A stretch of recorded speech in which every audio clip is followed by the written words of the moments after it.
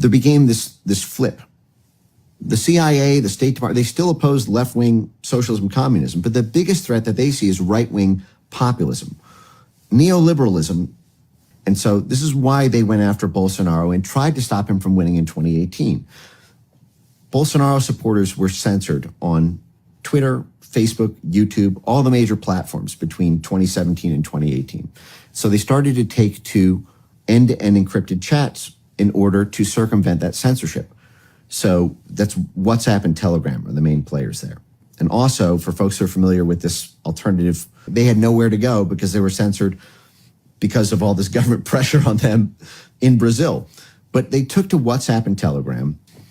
These institutions pump millions of dollars into, in the US, into Brazilian institutions. So they pump the money into Brazilian university centers who do thought leadership on countering disinformation, into legal scholars in Brazil who formulate policy and help develop the legislative anti-misinformation laws or anti-fake news laws, who serve on the advisory councils, who essentially help make this consensus decision about who should be censored by the Brazilian TSE.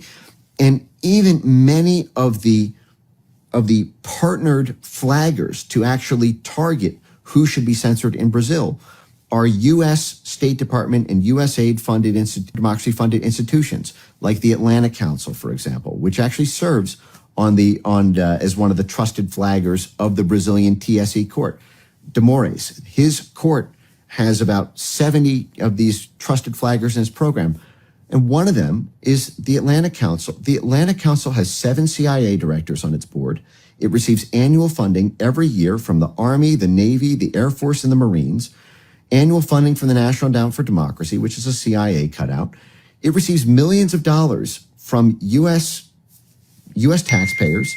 It was also partnered with Burisma, by the way, this NATO think tank.